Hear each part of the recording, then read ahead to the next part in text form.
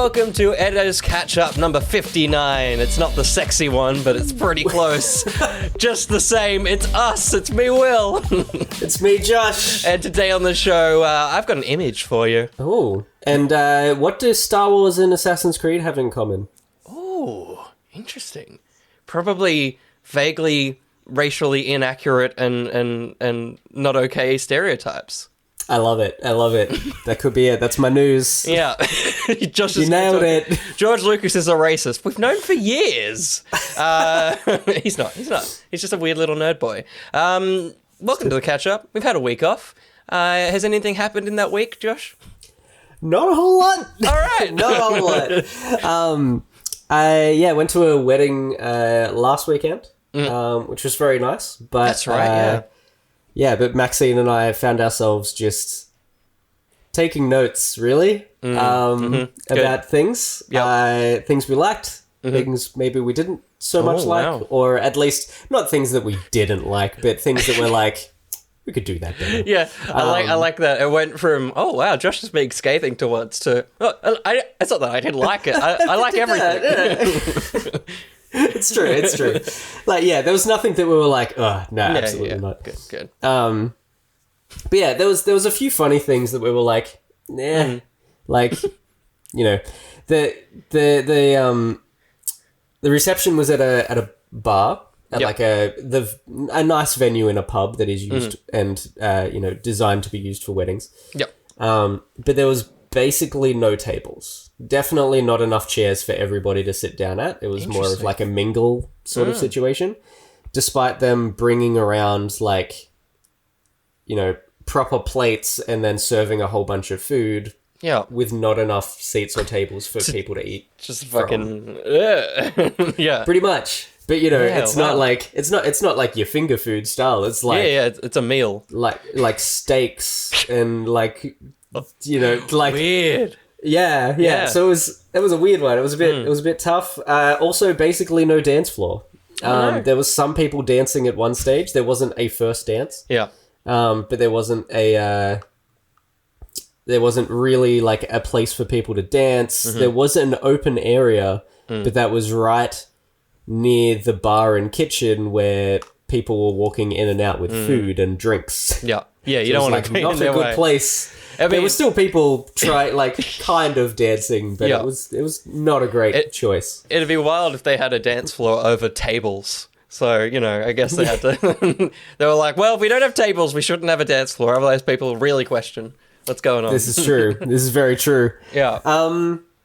Yeah, but it was nice. It was nice enough. It suited the couple. The couple... Yeah, nice. From what I know of them, they have quite a... they're quite simple. They have a simple sense of taste and, they're lovely and very, Yeah. They're just like nice, simple people. So the wedding suited them to a T. It was really nice. Nice.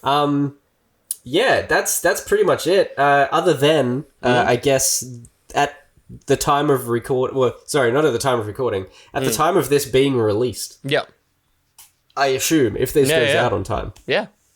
If this goes out on Tuesday, Ben and I will be recording a brand new podcast. Woo! Very exciting. You're looking for this? That's it. I can't drop this one. It's my my friends. Don't do that. No. But yeah, we are off the back of the end of Hyrule Hijinks. We were we really like just talking about games. Yeah. So we'll be doing that. We had a bit of a meeting after the stream on Tuesday last week. To kind of work out a bit of a run sheet for the next couple of episodes, essentially. And, what we're going to play, what we're going to discuss, what sort of segments we're going to have and how they're going to look. We have some cool ideas and we're looking forward to it. So, very exciting. We're trying to be more creative than just like, here's some news from today about it, where we're playing around with it and we're gonna have some fun and actually maybe have some games inside the games podcast. So shit, there you go. Man, Good. I should be on it so I have some games for my year, and it'll just be games from the podcast. That'd be great. That's very exciting. We'll probably talk a little bit more about it later, and probably more so next pod, but I went and saw Barbie on Wednesday night, which was, of course, ladies' night, and I think maybe 70% of the group I was with were dudes. So Amazing. the little gift bags that were amassed by like 6, they all went to people, and so each person that should have the bag had at least 3 or 4 each. Nice. I did keep, the only thing I kept from the little ladies' night bag was there was a thing of sour lifesavers, which I didn't read the sour thing, and I popped one in, and then suddenly tasted sour. I'm like, oh, they're off, but it's not. They were sour ones. They're off. They're off. Love that. Come back. Where are you going? I'm off. I'm off. They're just rolling down that hill. That was how that song went in Stranger Things. That's it. That's the one. Rolling down that hill. But yeah, I saw Barbie. And yeah, we'll talk about the movie later. But it was at Lux, which was the gold class for Hoyts. And beforehand, I ordered. They Barbie-ified cocktails, which actually was they put pink dye in normal cocktails. Good. So I ordered the Barbie cocktail because I was like, I don't know what any cocktails are. We never do. We just go, that one looks nice. I'll get it. It sounds like it's got fruit in it, which sounds sweet. Yeah. Let's get that. That's all that matters. And so I got that and a choc top, which, because of the way the Lux and Gold Castle, they bring him into you. It got to like an hour and a half, which is the whole film. And I was like, I don't think it's coming. But it's all right. I'll get a cocktail on the way out. I'll get my cocktail on the way out. I'll get my choc top on the way out. And I forgot to then go, also the cocktail didn't come out. So there was enough space between me having the choc top and being like, I should get a refund on it, that it's like, if I came over then, they're just like, you want money. You want a refund on everything. So I didn't get my cocktail. But the imagery of, because I left as soon as the credits started, everyone came out and I was just standing there eating a choc top. And so everyone was like, did you buy a choc top to eat after the movie? Like, that's insane. And it made me think about So good. like foods that you can't eat outside of specific events. Like a choc top, you're not really going to go buy a choc top and just eat it. Like you eat it in the first like 10 minutes of the ads or in the film, but you don't just eat a choc top. Like even in a Mr. Whippy van, like when there's a choc top, you're like, well, why the fuck would I buy? I'll just get a vanilla. Like choc top's not on the mind. It is very funny that you've said that, because I literally had a choc top on Wednesday. So the situation was, it was at my Bible study. We were at a different person's house this week. Yeah. And the girl who was part of the couple whose house it was. Yeah. Her husband, her dad is a retired physiotherapist. Yeah, right. But he still just helps people for free. He just helps people out because he just wants people to feel good. Yeah, well. So he just helps people out. But he helps one of the people that is like a higher up at the Buller factory. Yeah, right. And they brought him literal bags, like garbage bags of Buller like choc tops. Like the cinema ones. Yeah, like the proper amazing. ones from the cinema. Like, you know, this one was I think it was like caramel and like the toffee. That's the one. Honeycomb? That's honeycomb? Yeah. I just literally just pulled it out of my back pocket when I sat down. There it is. That is the one that I ate on Wednesday. Amazing. So yeah, her dad was just like, I do not have enough freezer space for 3 garbage bags of choc tops, so gave one to her, wild. and she was just like walking around with this garbage bag, just handing us all the choc top. So that is so funny that you brought that up, and you were like, you wouldn't have it outside of an event. You wouldn't steal a choc top, but I say all that, and now I want a choc top. Yeah. Like I wouldn't do it, but I'm always ready for a choc top. Yeah. Maybe I'll get one tonight and one tomorrow, seeing Oppenheimer and Barbie. Oh yeah, yeah. You're splitting it. You're making the right choice. Hell yeah. Don't so much movie. So much movie. Yeah. Both very Moorish movies as well. It's not like you're watching an indie and like an action film. Like they're both very like visually constructed and dense movies. So it's like that's a lot for your eyes. So you're making the right choice. Have a nap in between. Yeah. Or during one of them. Let's head to the news.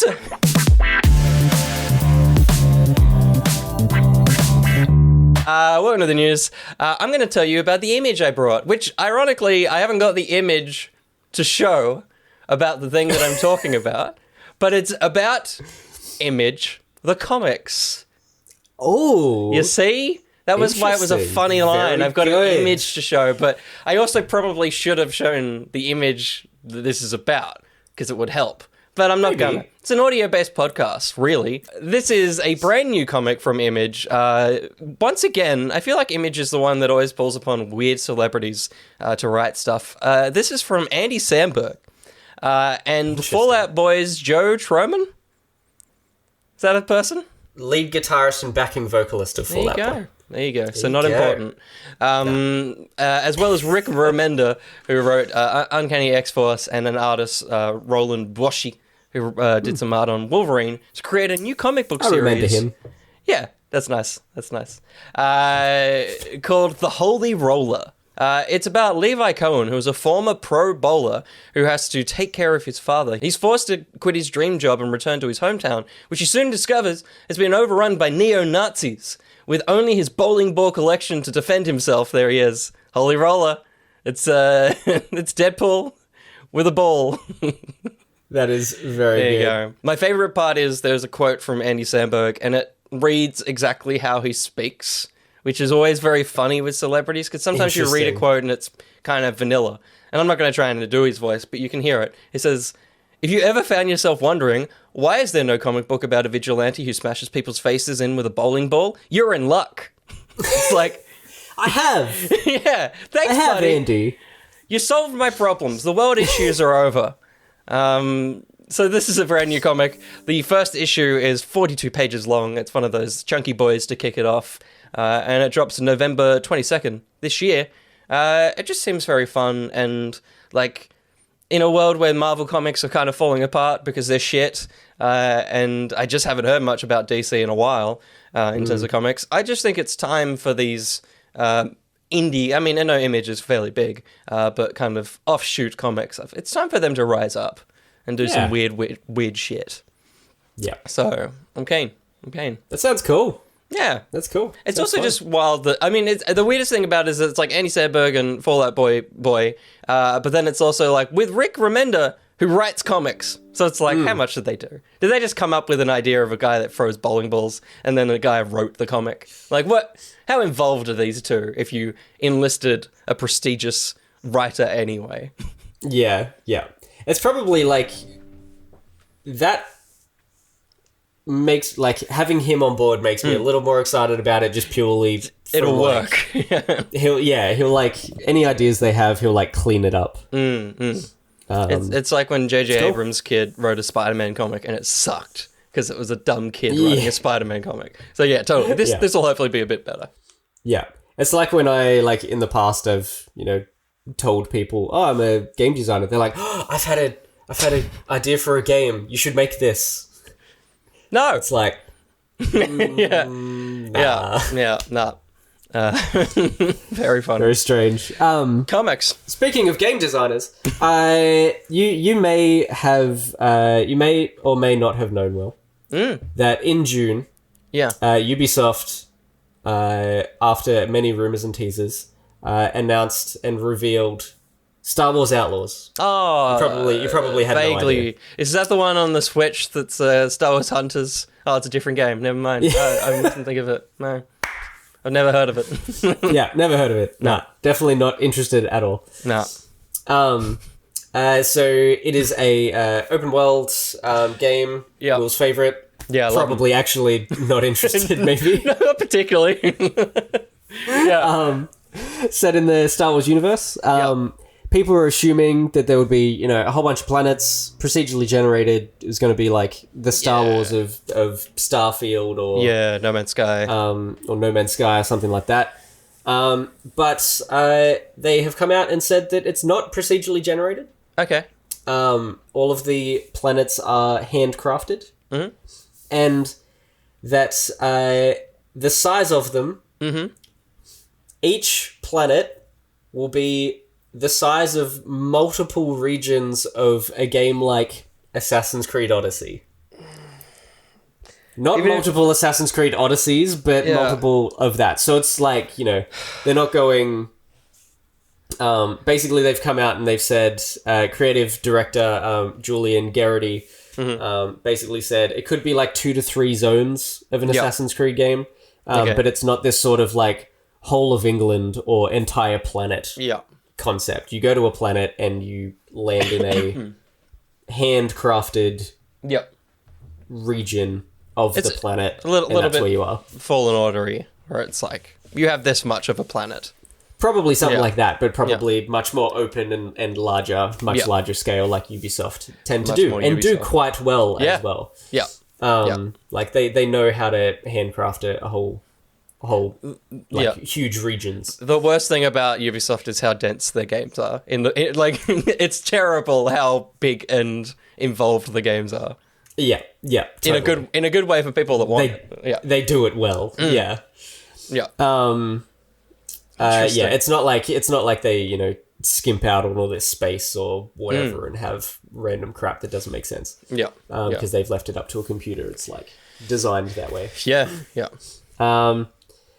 So basically the article that I was reading from Kotaku said a modest estimation would likely mean that some planets in Star Wars Outlaws are multiple times bigger than entire Assassin's Creed games like Syndicate or Unity. Fucking hell. As one planet. Sick. And I don't think there's hundreds either, like your Starfield or whatever. I think there's kind of a handful or like a dozen. I don't know how many whether they've confirmed the number of planets. I know 3 of them. I know only 3, but I think 4. Like I know they've got Kijimi, which was the planet that we briefly were on in Rise of Skywalker. The one where Zori Bliss was. All these names coming back to you, Josh. Of course, absolutely, yeah. Kanto Bite is in there. Cool. The bad planet, but a cool idea. Tatooine is definitely in the trailer, and then there's a brand new planet that's like the planet in both the Jedi games. That's like, this is the thing we made that you should be excited about. So, cool. But then I assume there's probably some more, but. Yeah. Oh, sounds big. And the game is set between 4 and 5. 4 and 5. Yeah. So the original 2 movies. Yeah. Which is cool. We've never really done anything like moving. There's lots of comics, but we haven't done much actually like a moving thing. I'm saying that because I don't want to say live action. And I don't want to say animated because it's neither of those things, but... Yes. Very cool, but I didn't realize it was going to be that big. it's a bit. It is cool. A bit. So, there you go. I'm looking forward to it. I'm intrigued. I like me Star Wars games, and I still need to get to... Survivor! That's the one. We'll get there. And we've also got to the end of this, so... We did. I have to press this button, and then I have to press this button, and then... Walk up.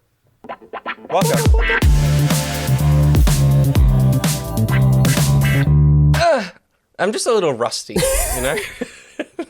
Sorry, coming back to that. Just having you... I'm a little rusty. Welcome to the ad read. There's still no ads to read, but I just want to shout out... I think Bedazzle in our Discord always is posting in the self-promo that they're streaming. And if you're in the Discord, I didn't look up. I forgot what their Twitch handle was. I assume it's Bedazzle. You would think so. But go give him a watch. I think, am I hitting this? Yeah, Bedazzle. Twitch.tv/Bdazzle, double Z. And check out. They've got a very intense opening starting screen, which is a fat Yoshi just spinning around, and it just automatically played. Josh is gone. I'm gone. Sorry, my leg is still injured, and I was sitting cross-legged on a bed. Yeah, that's a bad play. I knew I wasn't going to hit bad, so I just ran with it. Very good, very good. What sort of stuff did Bedazzled play? They say that they do lots of modded Bethesda games. Interesting. Which is, I'm going to get cool. that fucking screen again. Mainly modded Bethesda games and a variety of other games. So literally anything. Cool. Nice. Good. But Very good. They're on there every now and then. So give them a follow. I'm going to hit follow right now. And check out Bedazzle, twitch.tv/Batdazzle. I'm gonna give him a follow now. Yeah, do it. Jump on my phone and see a fat Yoshi. Check out that fat Yoshi. Let's check out your fat cues.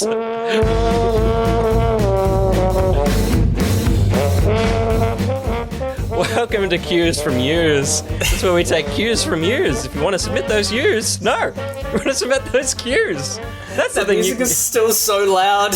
Whoa! I can barely hear you. Just Yeah, that's a lot of trumpets. that is a lot. That is a lot happening. There's so many fat Yoshis. Welcome to Cues from Youse. You can submit cues to us if you get in the Discord. Patreon.com/each their own. $3 will get you in there, and then you can chuck it in the sheet in the hashtag #AskEtto channel. We've got plenty of cues.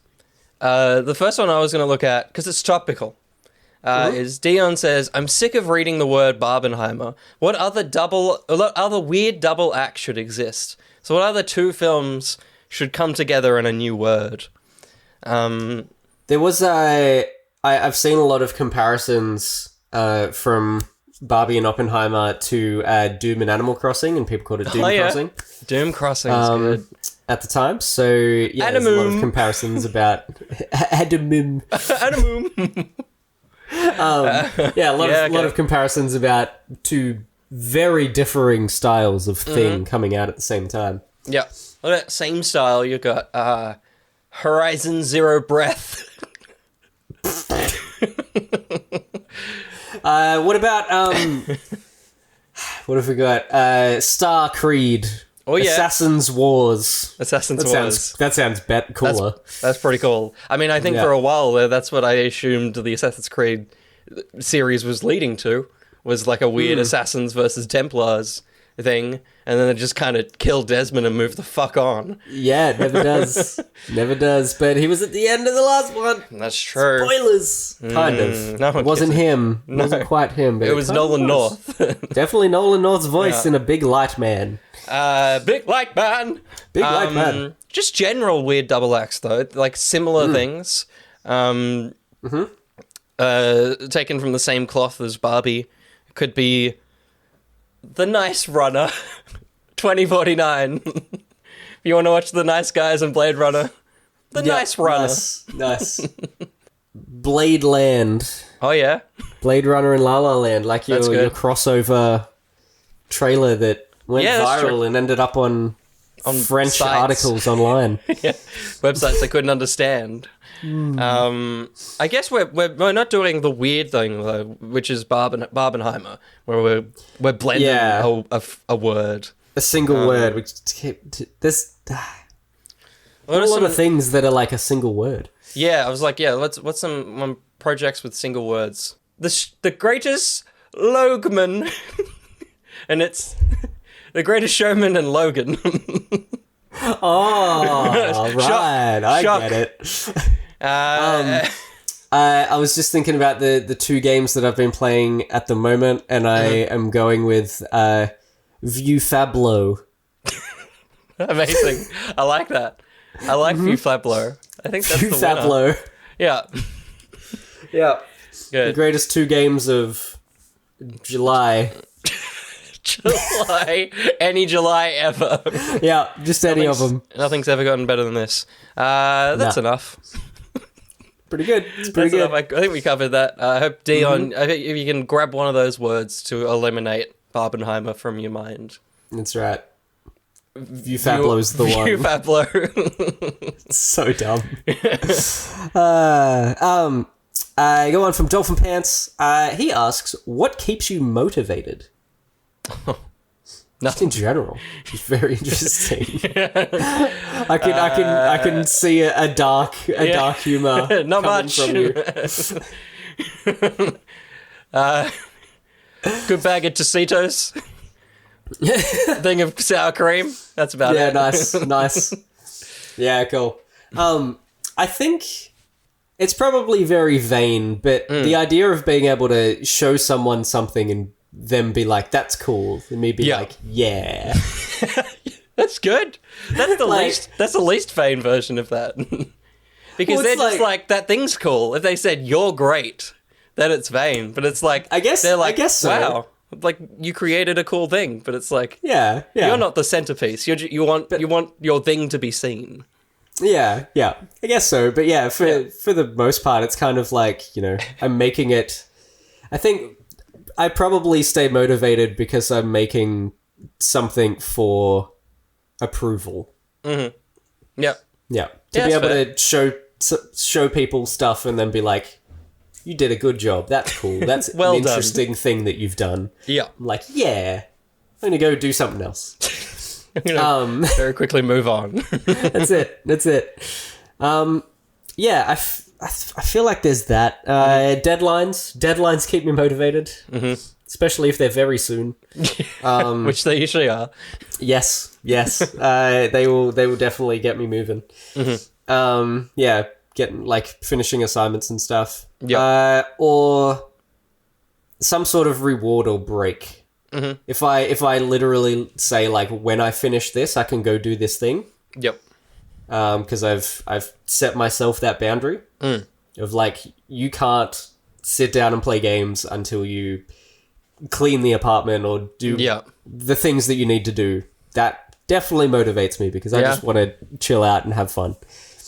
That's pretty good. So yeah, self-imposed rules and boundaries for myself keep me motivated, I think. My one is, and the reason that I'm fucked is because I just do things because people ask me to. And so that's the motivation is someone goes, can you do that? I'm like, all right. And so the issue is that if someone didn't ask me to do a thing, I just won't do it.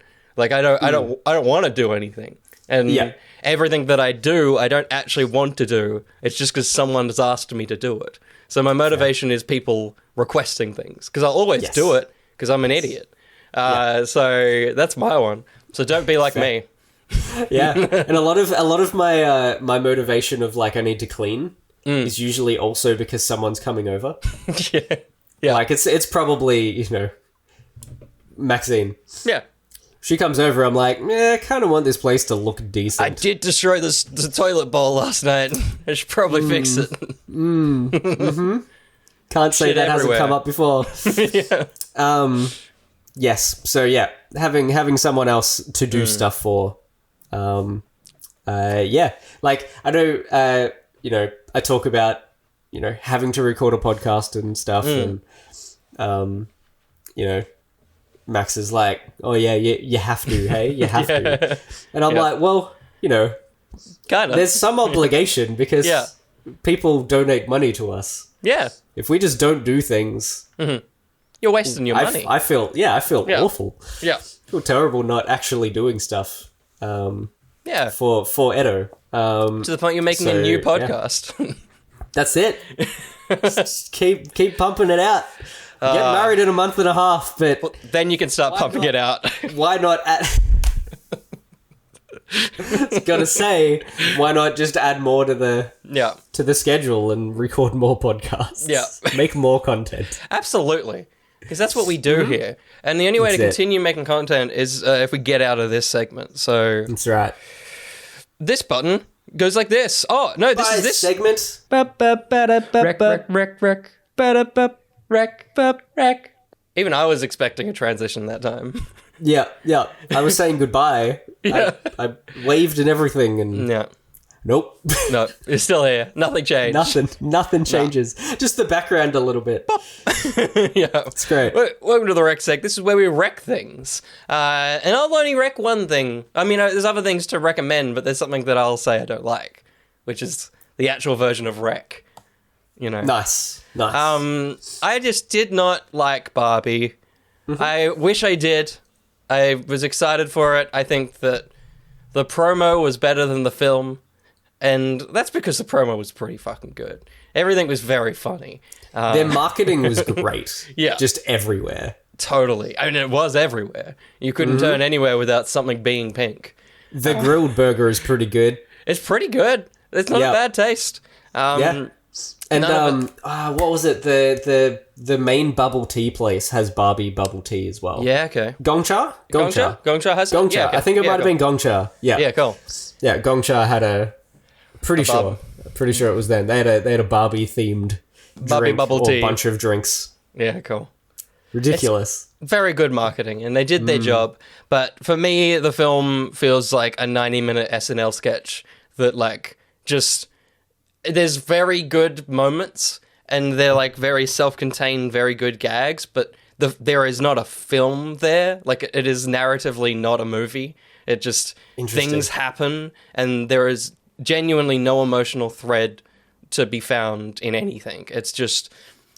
Things happen, like, anytime they set up a like, story point, it almost instantly... It either happens, or they throw it away. And so, there is no drive for me to get to the end of the movie. I got up and went to the bathroom, I assume, like, around the third act, and I was standing there, and that's when I tweeted my opinion. So I hadn't finished watching the movie yet.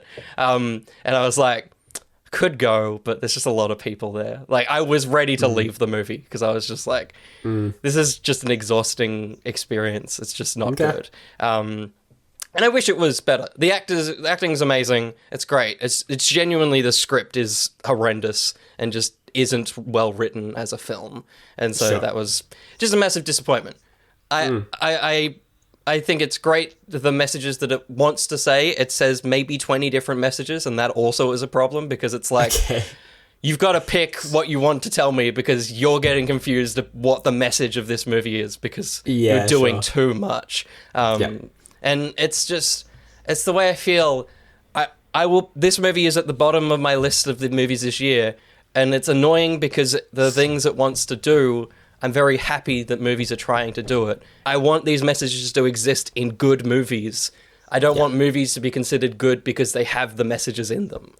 And that's very frustrating. I'm very glad the movie exists because of the messages in it, but it's hard for me to say go watch it because of that. Because that just feels like I'm like, go support a bad movie because it's got good messages in it. And that's just not what I want. But yeah, that's my feeling with Barbie. I had to wreck it somewhere because I can't do it. I can do it in the safety of our 20 people that listen to our podcast. I'm not going to put it on Twitter, but that's how I feel. Yeah, fair. Yeah, shame. Gosling's great in it, though. Holy shit. Yeah? Very excited. Unsurprising. Very, very excited. He's in a different movie, though. He's like... Yeah, right. He's in a completely different film, which is great. Great. But that's Barbie. It's cool. Nice. Have you seen anything else? Did you watch Oppenheimer yet? I'm seeing it tonight as well. Nice. So I'm very keen. Good. I watched a bunch of things. I mean, I can very briefly talk on... I watched Ghostbusters 1 and Afterlife back-to-back with Zara 2 weekends ago. The first Ghostbusters and the latest one they did. And they're both very good. They're very good. It's very funny watching like Ghostbusters, which is such a dry film. Like, it's actually not funny. It's funny in how like dry and like epic it is. Like nothing about it is exciting, but that's what makes it so unique, because they are just like 4 nerds that are like, I guess we like fight ghosts, and then one of them's always excited about it, and the rest are like, you're a fucking nerd, like shut up. And it's like, that's not how this... Everything about like modern movies is like, look how exciting everything is, look how cool things are, and this movie is just constantly like, yeah, whatever, man. They don't really want to be there doing what they're doing. Yeah, like, you know, that's Bill Murray. Funny. When does he look like he wants to be in a movie? Never, ever. Never. Not once. That's really good. And then having Afterlife, which is like, it's still pretty unassuming, but it's definitely more of a modern film. And like, they're like, look at the car, isn't it cool? And like, look at the back. And like, everything's like very iconic, and it treats it that way. So it's cool watching them back to back and seeing how modern movies treat things differently. So that's a double billing if you want one, but the combo name of that is still just Ghostbusters Afterlife. It doesn't change. You take 2 halves of it. And then the only other thing is I watch them on the Blu-rays because the YouTube rips aren't great, but if you do want to watch them for free, there's behind the scenes about 50 minutes long of Raiders and Temple of Doom, and there's one of Crusade I haven't watched yet, and they're very, very good. They're very, like, shot in the 80s, like, the voiceover's just like, the crew arrived in 1984 on the set of and it's like, holy shit! Like you guys didn't know how to make things back then. I gotta say, that sounded amazing for having no effect on. You just covered your mouth, but it legitimately sounded like an old-timey voiceover. Yeah. That was great. To hear it back.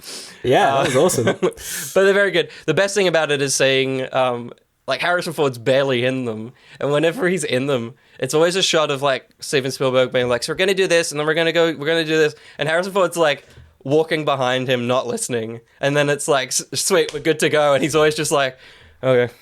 And just, like, he's never been interested in being alive. It's so fucking funny. That's a great way to put that. Yeah. So, oh my gosh, that's so funny. It's well worth watching because I need people to understand that he's never changed. Because some people are like, oh, he's a grumpy old man now. It's like, he's just never cared. Ever. No. So they're very fun. And like, I've never watched anything behind the scenes of Indiana Jones ever. Like, it's a franchise that I, like, not that I wanted to keep the magic or anything, but it's like, I enjoy the movies so much, and I'm like, I don't really need to know anything else. Like, I like knowing what the movies do. So there's a lot of things in it that I've just never known about. Like, one of my favorite things, which actually wasn't in it, but I found out recently, was in Raiders when they, like, lift up the Ark, when they get it out of the Well of Souls, and they pass the camera, and there's that beautiful silhouette. There's a shot of Harrison and John Rhys Davies, and they're just holding, it's just a cardboard cutout of the Ark, so that the silhouette is perfect on the wall. Like, they're not picking up the prop. It's great. Just a 2D cutout of the Ark. And that's awesome. It's like, of course you would do that. But the cool thing is, you see the thing, and, oh no, they're not holding it, someone else is, and they're holding the Ark. So someone's walking with the silhouette, and then the camera gets to them holding the Ark, because they pass in front of the camera. Yeah, right. And it's like, so when you watch the movie, it has to be the shadow, because that action happens in one, but it's someone else holding a cutout, and then they move in front of the camera what with the heck? It's just like, shit like that is just... That's cool. Incredible. So that is very cool. Worth checking out behind the scenes. What have you watched, though, Josh? Nice. William, I watched this just yesterday? Wow. 2 nights ago, Thursday. Yeah.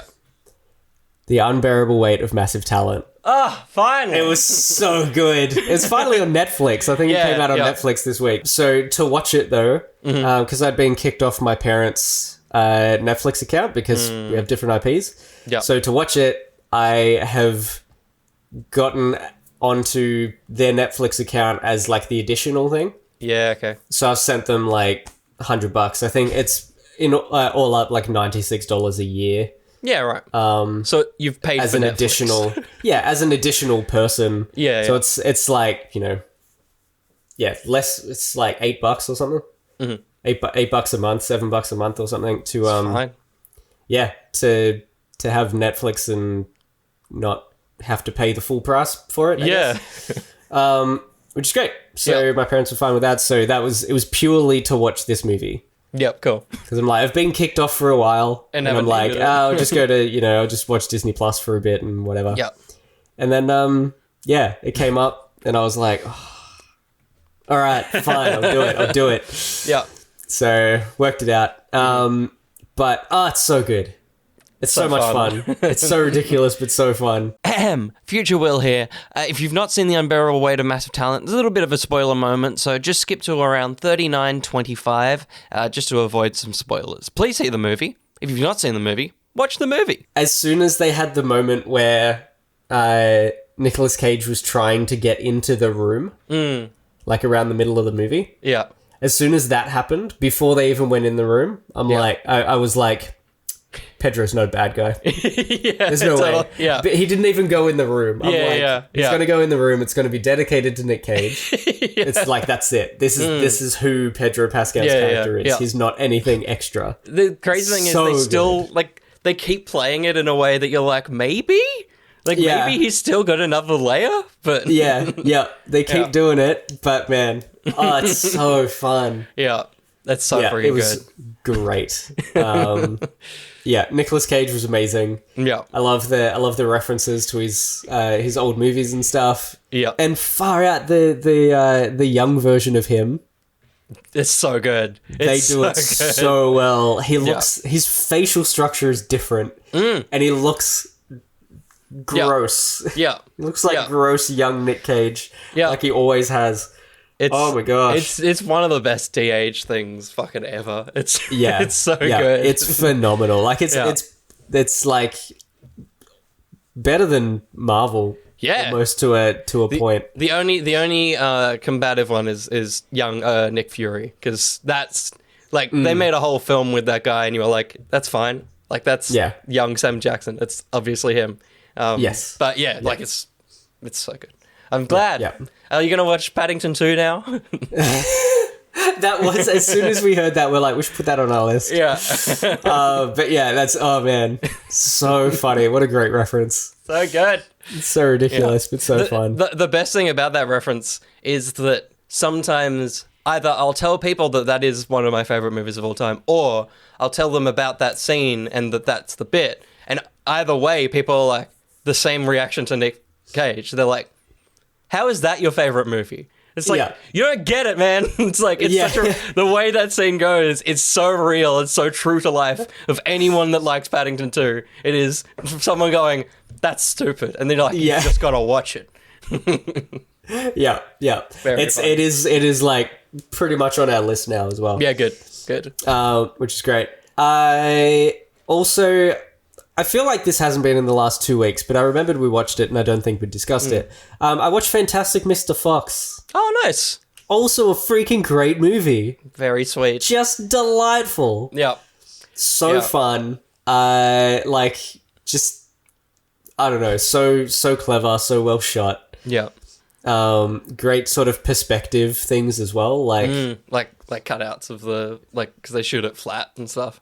Yeah, stuff like that, and like, you know, you see them like digging in the distance, and you see like the top of something, like the top of the grass, sort of going, blah, blah, blah, and then like he appears up in front of the camera. Yeah, just little shots like that is so fun. Yeah, and like his slack-jawed looks and cheeky grins and things like that are just so over the top. It's so funny. Yeah, you can almost just. I think the whole time I was just imagining. George Clooney? George Clooney. I kept thinking Richard Gere. I'm like, not that one. The other one. The other grey one. George Clooney. Just kept imagining him, in Mr. Fox. Yeah. Like, man, so good. So much fun. It's one of Max's favourite movies, so she's like, you have to watch it. George Clooney's got such a... Like, every time I either hear or see him, I'm like, I don't think about him until he's in front of me, and then I'm like, oh yeah, you are like the sexiest man alive. Like your voice so is great. just so good. He's just the best. Like I love him. Every time he comes up in something, I'm like, you are delightful. Yeah. Even when he comes up for only a few seconds, it's always like, hey. Even then, I was like, yes. I was so stoked that he came into it. I was so excited. Yeah. And like, you know, I watched. For some reason, at the movies, I watched The Descendants. Yeah, weird. And he's so good in that. He's so funny because he's such a dad. Yeah, yeah. Like, literally running down the street in socks and sandals. Like, the sexiest man looking so unsexy. Baggy. Yeah, yeah. It's so funny. But, yeah, he's just great. I hope nothing ever comes out about him being bad. He just seems too good. He seems too fun. Yeah. And I watched, because Max's housemates bought the whole DVD box set because a bunch of probably now problematic episodes have been removed from streaming services, but they're like, we just want the whole thing. Yeah. I watched the whole first DVD while everyone else was asleep of Becca. Right. The old TV show Becca. Wow. It's great. It's so fun. I remember enjoying it when I was much younger, but I definitely didn't understand it to the level that I do now. Mm-hmm. I feel like a lot of his, his thoughts about things in the world still hold up today. Good. Honestly. And like, you know, some of it is partially problematic nowadays, I guess. Everything is a lot more, non-PC. Yeah. But I feel like, to some extent, I feel like it meets The Simpsons to a level where The Simpsons make fun of everything. So, like, especially themselves. Yeah. So, you kind of like, can you really be mad at them? Yeah. Because they're just having fun with everything. Like they're just taking probably the lowest hanging fruit of every thing that they could. Yep. And making jokes out of it. So it's an interesting one. But I really, really enjoy it. Every episode ends on like a very sweet note as well. Because Becca is a grumpy doctor, just hates everybody, thinks everybody is an idiot. But, most of the time he's, he yells at his patients. And then at the end of it, he's like, honestly, like, they're just being idiots and whatever. And he's like, honestly, I just don't want you to die. Like, I like you. Yeah. I really like you. And I'm trying to help you. You're not helping yourself. Please do this because I don't want to lose you. Yeah. And it's just like this nice moment. And there was this other one, the first episode. Yeah. He has a kid that I think has HIV. Wow. Or cancer or something and is dying. Yeah. And the parents can't afford the treatment and stuff. Not that they say anything. They don't say it in it. And he loves this kid. This kid is like in his office every few episodes, like with a book asking him about like a female reproductive system or something. Like so funny. Yeah. Is such a cheeky little like 7-year-old kid. And and then by the end of that first episode, he just says to the mom, he's like, go to this hospital, ask for this doctor. They have the treatments for you and they'll help you out with everything. And that was like, maybe 10, 15 minutes before the end of the episode. And right at the end, his receptionist is like, hey, Dr. Becker, we had a call from this hospital. There's, quite a hefty bill that they're trying to send to us for some reason. Yeah, right. And he's like, just print it out and give it to me. I'll handle it. Yeah, cool. And you just piece the things together and you're like, oh man, that's so nice. That's cool. Yeah, it's really cool. So it's a great little show. It was really fun, like, 20, 25 minute episodes. Yeah. Great theme music too. Just like, ripping guitar solo with a walking bass line and oh yeah.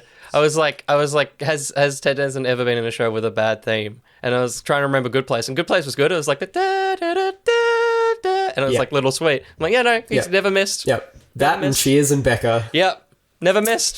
So good, so good. That's all the things you watch.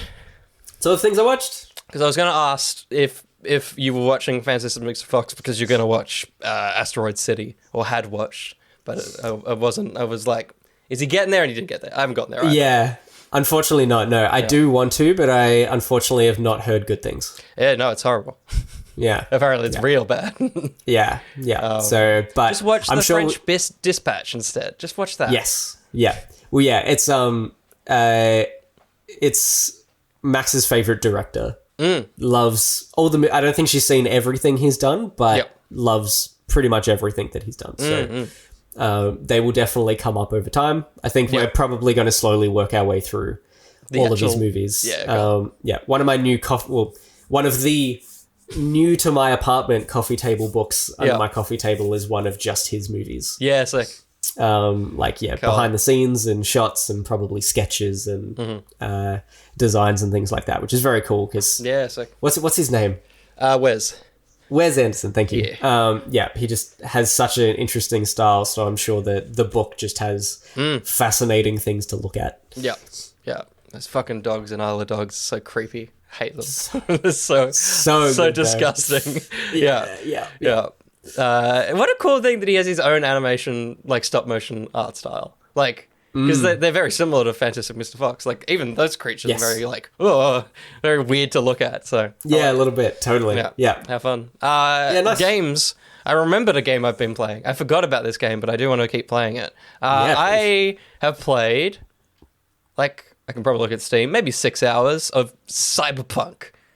Nice. I bought it at launch, and I've wanted to play it, and I just haven't because, you couldn't for a while. So, and I just hit that point of like, I haven't played anything. One of the games you're talking about, I will play and burn through as soon as possible. But it's very good, Cyberpunk. It is very good. It's a lot more like story than I expected. Like, it's a lot more just like shoot some people for a bit and then just sit in a cutscene for like 40 minutes. I'm like, this is actually what I want.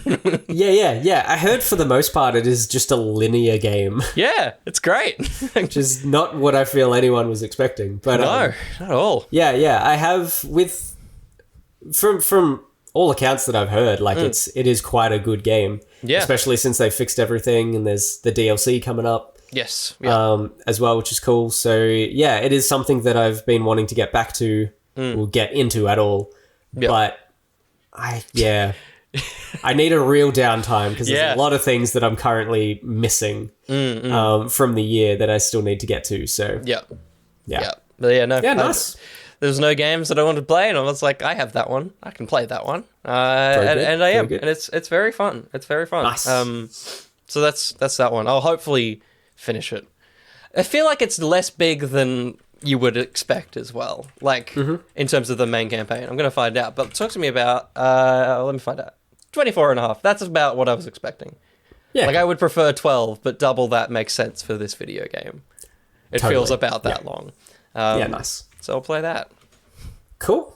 That's awesome. Nice. So I'm going to talk about it with Ben soon, but I have nearly finished Viewfinder. Yeah, that's the one. Very, very good. I'm very keen to play it. Man, I love it. There's a bit of a story in there too, which is pretty good. I've been, there's a lot of things to listen to through the game that sort of are the exposition to lead you to understand how all this stuff has come to be. Oh, wow. Which is very cool. It's really good, and it's not just photos either. Yeah, cool. They do photos, but then it gets a little superliminal. Yeah, cool. Which is cool. So sick. I won't say too much more. Yep. But it's great. Plus, we'll be talking about it on the pod, so I'll burn through a lot more time in pod. Sick. Then, but the other thing that I played through in the last week or so is, for the first time, I played my number 2 game of 2022. I played One Dreamer. Good. And I gotta say, I freaking nailed the position of that game. Yeah, good. It is exactly where it needed to go. Number 2. Absolutely loved it. Really, really good. So I'll probably talk about it a little bit on the pod as well with Ben. But basically, I played the demo for a Steam Next Fest last year sometime, so people might remember that stream. But it's about it's a pixel art 2D side-scroller game about a game developer who is trying to finish off his game, trying to finish a game that he's been working on. It's very moody, very brooding. But you kind of go in and out of your apartment. But out of your apartment means essentially into a virtual world, which is the world that you've created, or a virtual workspace world. Where, it's essentially, it's almost like if Zoom had a virtual reality world that you could go into and work with people in an office or in a space, which is very cool.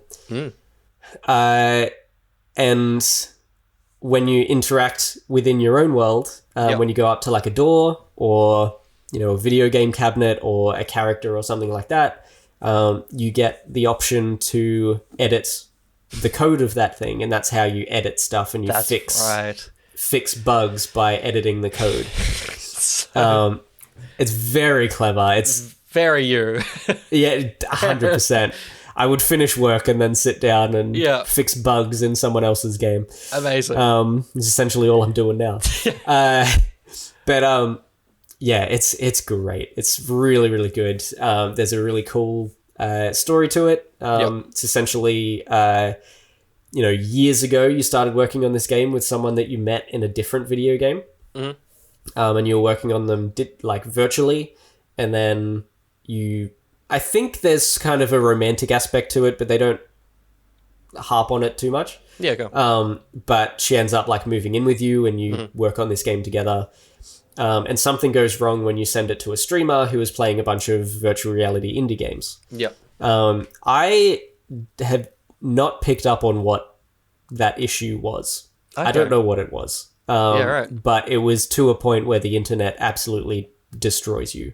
Like the death threats, all of that sort of stuff. The internet just hates you. So your game is like, no one's interested anymore. It's dead in the water. But you still try and push on with this girl, but she's also sick. So then there's a point where she's not around, which, you find out pretty early on. Yeah. And then years and years and years and years go by. Yeah. And the game picks up with some other girl who is like trying to help you manage your time, like manage your actual job, which is freelance developing for other people. Yep. And fixing their code. And using your spare time, your extra time to finish your own game. And she's just trying to help you get it out and fix the marketing up and get this big project out, which is really cool. It's the whole thing is very great. It's very emotional. Loved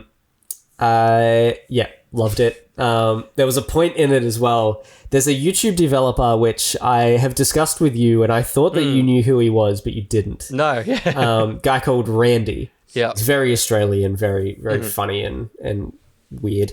Yep. But great. But yeah, there's a point in towards the end of One Dreamer where you go over to this sort of hologram thing that's like glitching out. And you go over and you fix it. It's like a shader issue. So you go in and fix stuff. And then it comes up and it's a hologram, and it's just this floating hologram that's slightly moving around, and it just says boobs. And there's this guy sitting next to it. Yeah. And when you fix it, he's like, he sort of giggles. He's like, boobs. Man, this place is just filled with better developers than I am. I'm a go. And he just gets up and walks away. And then when you go back to that item, it says Randy's hologram. Amazing. Yeah, and cool. it was an Australian guy, and it's his voice as well. Yeah, cool. So fun. That's so sick. Yeah, it's just totally a reference to actual Randy, who is a guy that awesome. I frequently watch. Yeah. What a deep cut. Yeah. Very, very fun. So I wonder how many people would have even picked up on it or known. Totally. But yeah, it's a great little reference. I loved it. But yeah, that game is so good. Yeah, definitely deserves the second spot just under Horizon. Yep. I was trying to remember what was number one. Yep. Yeah. Very cool. I've not been reading Ready Player 2 because I play like 2 hours of Cyberpunk and then go to bed. And I'm like, that was enough reading. Yeah. I got enough story. I'm like that. That's fair. Also, and I don't know how much like the narrative of Ready Player 2 got publicized, but it's the conceit of the novel is that obviously in the first one he gets the what the fuck is the thing called? I keep thinking Oculus. Whatever the VR headset. Oasis. Oasis. That's fine. Yeah. So close. He gets the Oasis, but then the start of this one, there's a new device that allows you put it on and you can live other people's recorded memories and feel what they felt and feel the emotions of what they felt and stuff like that. Like an animus. Yeah, the guy doesn't have any original ideas. But in like an hour into Cyberpunk, you go to a place where they put a headset on you, which allows you to relive someone's memory, and you use that to scan. And I was doing that. I'm like, I can't read the same thing. I'll get back to that book at some point. So I had to leave it behind, but that's okay because it's also a shit book. So I should probably not have read it. Amazing.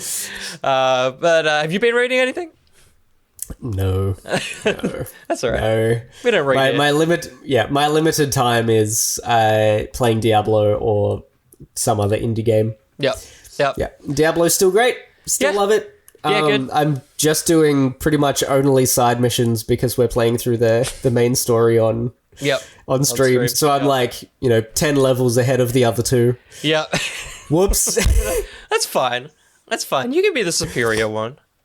Someone should be. And they've played through the whole game anyway, so Yeah, right. through the whole main story on different accounts. Yep. So you know they've had their fill, but I Yeah. have not. So I'm just the only way to do that without ruining the stream is to just play the side missions and unlock parts of the map and stuff. So been fun, been enjoying it. Very cool. Very cool. Great. I'll never play it, but I'm glad you're all having fun. Absolutely, yeah. But that's all the things we're going to wreck. Before we leave, though, this is the biggest, week of Tovi ever. There is so much shit. Let's get into the Tovi guide. First That's interesting, in a week after Barbie and Oppenheimer. Yeah, well, TV's going mad. It's also Shark Week, and I don't know if you can watch any of these things here, but they might be on Disney Plus. It's Discovery, so maybe that's true. But today, time of recording, Joshua, which is a Saturday, so it's already out for you guys. There's a prequel episode of Invincible dropping on Prime at 3 p.m. all about Invincible Atom Eve. It's her origin story. Cool. That's awesome. Which is really fun. I assume it's around 20 minutes or so. Yeah, nice. I'm gonna look into it and discuss it more. But they've recently just announced that there's a Invincible video game. Well, yeah, rumored or coming or something. Yeah, it's a mobile real time boom game. So. Ooh, lame. But Omni-Man is in the new Mortal Kombat game, so you win some, you lose some. That's a real game. Yeah. So that drops now, so you guys can check it out on Prime. I assume it's just within the Invincible playlist. Monday, I'm including Monday because something happens on Monday. Futurama is back on Disney Plus. Oh crap! Which is very exciting. Like a whole season. Or just an episode? I think it's episode drops. I don't think they're dropping the full season. I'm not too sure. Sick. Either way, get keen for some new Futurama. Unreal. Yeah, sick. Which sucks, because I was like, I'll rewatch all of it before that drops. Didn't happen. I didn't realize it was that soon either. Yeah. I was keen to see how it ended originally. Yeah, totally. Maybe it's going to be one of those weird, watch the new episode, watch 6 of the old ones. Just do that. Also. But that catch up eventually. Also on Monday, maybe on Disney Plus, is Great White Fight Club. Amazing. Real exciting. Yes. The name's Shark Week. On Tuesday the 25th, Resident Evil Death Island drops, which is the new animated, those kind of in-engine looking movies that Resident Evil do. It's the first time, I won't remember all the names, it's the first time ever that Jill and the other 3 characters that are famous in Resident Evil have ever been in a thing together. So it's a huge thing. It's like one will cross over with the other and stuff, but it's like Jill and whoever the dude is in her games, and then the guy with the jacket, or the lady with the red jacket, and the other one. Like there's kind of 4 very important characters in Resident Evil that exist in 1, 2, and 3, 4. And this is the first time they're together as a single unit. So it's an exciting thing. But it's only available to buy and rent, which is always strange. It's like the Final Fantasy movies. They don't go to a cinema and they don't go to a streaming thing. You just have to buy the movie like it's an old-timey, check the movie out. So you can only get it on digital, which is so strange to me, but fun. Also on Tuesday is Raiders of the Lost Shark. Which is fucking great. I love that as a name. That's great. And I'm sure all of these things are identical in content. They're all the same show, but they've just got different names. Whatever. Wednesday 26th, is of course the final episode of Secret Invasion on Disney Plus. Sure. I've watched the first. Yeah, it's over. I'll come back to it. I wouldn't. Also is Cocaine Sharks, of course. Really? Yeah.